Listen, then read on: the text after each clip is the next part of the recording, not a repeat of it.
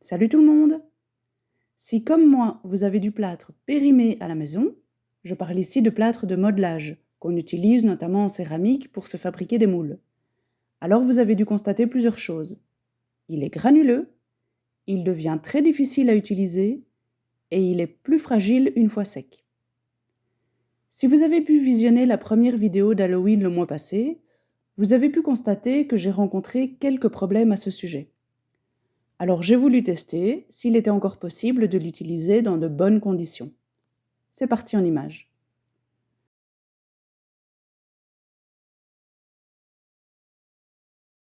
Avant d'utiliser mon plâtre périmé, je vais d'abord le tamiser pour en retirer tous les petits grumeaux qui se sont formés.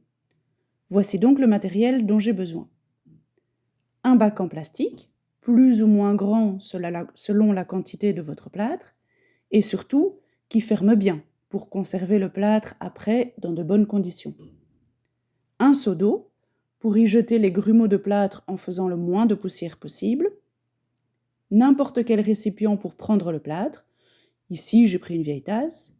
Et un tamis que vous n'utiliserez bien sûr plus pour la cuisine. Et évidemment, de quoi vous protéger. Un masque au moins FFP2. Moi, j'utilise même des masques FFP3 qui sont encore plus performants. Parce que j'aime autant éviter de me faire greffer d'autres poumons un jour. Des gants et un masque pour vos yeux. Parce que si la poussière peut irriter vos poumons et votre peau, elle peut aussi irriter vos yeux. C'est parti pour l'équipement. Je suis prête à gel. Je profite d'un rayon de soleil pour m'installer dehors. Ça fera moins de poussière en suspension dans mon atelier, mais je vais quand même tâcher d'éviter d'en mettre partout dans la nature.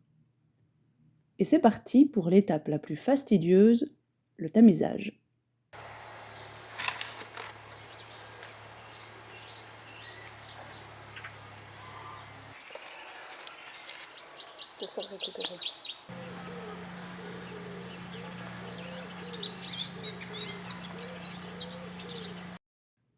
Maintenant que le plâtre est tamisé, je passe à la deuxième étape, le préparer, le couler et voir comment il réagit. Comme il s'agit d'un premier test, je vais partir sur une forme simple et ça tombe bien parce que j'ai justement besoin d'une plaque de plâtre, rectangle, lisse, tout ce qu'il y a de plus basique. Pour cette étape, j'ai besoin du matériel suivant, mon plâtre tamisé évidemment, toujours mon petit récipient pour prendre le plâtre, un seau pour faire le mélange, une balance, un seau de nettoyage, un plateau ici qui me servira de moule rectangle. En plus, celui-ci est légèrement évasé, ce qui facilitera le démoulage. Du savon et un pinceau. N'importe quel récipient pour verser l'eau. De quoi mélanger. Et toujours de quoi me protéger. Mes gants et mes deux masques. Alors les plâtres ne se mélangent pas tous selon les mêmes quantités. Celui que j'ai est un plâtre de moulage dit normal. Je dois donc le mélanger à raison d'1,3 kg de plâtre par litre d'eau. Selon les cas ou selon les besoins, il peut être légèrement surdosé ou sous-dosé, mais il faut garder à l'esprit que ces changements ont un impact sur la solidité de votre plâtre et sur la rapidité de la prise. On m'a souvent dit que plus le plâtre est vieux, plus il va prendre lentement. Vu que mon plâtre est carrément vieux, on pourrait donc un peu le surdoser pour accélérer sa prise. Toutefois, comme il s'agit ici d'un premier test, je vais conserver les proportions normales de 1,3 kg de plâtre par litre d'eau et je vais voir ce que ça donne. Pour connaître la quantité de plâtre que je dois préparer, je vais prendre les mesures de mon plateau pour en calculer le volume et je vais faire un tout petit peu de maths. Mon plateau fait 40 cm de long sur 29 cm de large et 1,5 cm de haut. Ça me donne un volume à remplir de 40 x 29 x 1,5, 1740 cm3. Je note ce chiffre car je vais en avoir besoin. Pour rappel, 1000 cm3, c'est 1 litre d'eau. Donc, 1740 cm3, c'est 1,740 litres d'eau. Vu que pour le volume à remplir, on prend généralement 2 tiers d'eau, Je vais donc prendre en eau 2/3 de 1740 cm3.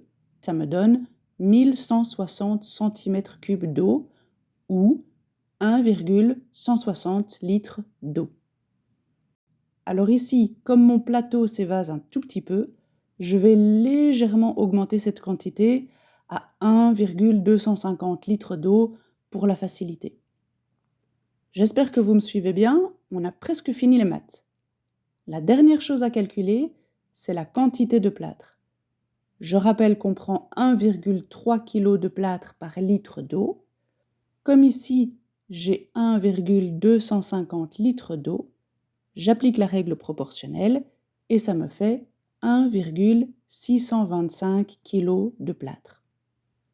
Maintenant que j'ai mes quantités, je vais préparer le travail et je vais commencer par savonner mon moule pour éviter que le plâtre n'y adhère. On applique 3 couches de savon et on retire la mousse après chaque application. Ensuite, je verse l'eau dans le seau qui sert au mélange. Alors comme j'utilise de l'eau de pluie, je préfère la filtrer pour en retirer toutes les petites crasses qui pourraient me déranger et fragiliser le plâtre. Pour ceux qui ne le savent pas, l'eau chaude accélère la prise et l'eau froide la ralentit.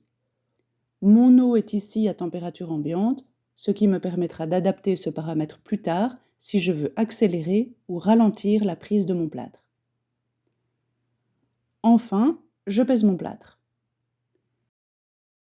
Et c'est maintenant que j'entre dans la phase cruciale de mon test. Je saupoudre mon plâtre dans l'eau en tâchant d'être ni trop lente ni trop rapide et j'observe comment il réagit.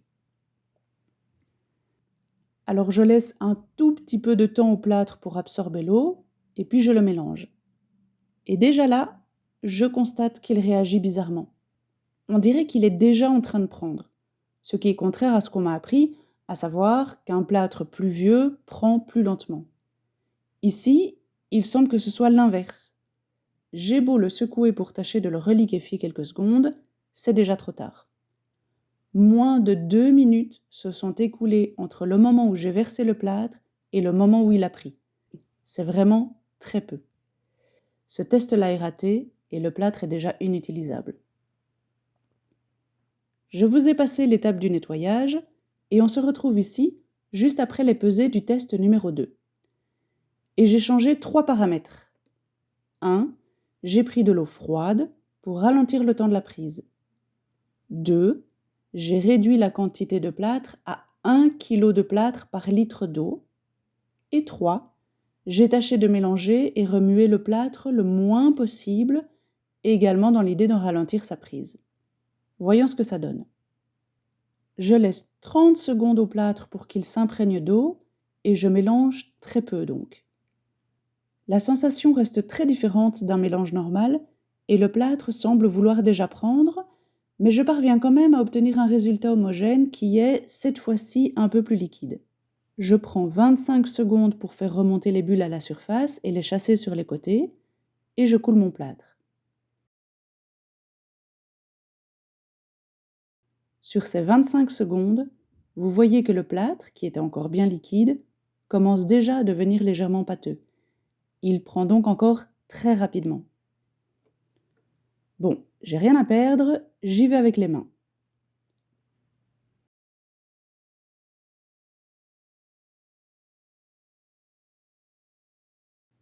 Ici, je devrais encore normalement pouvoir faire remonter et chasser les dernières petites bulles, mais on voit bien que le plâtre se marque déjà.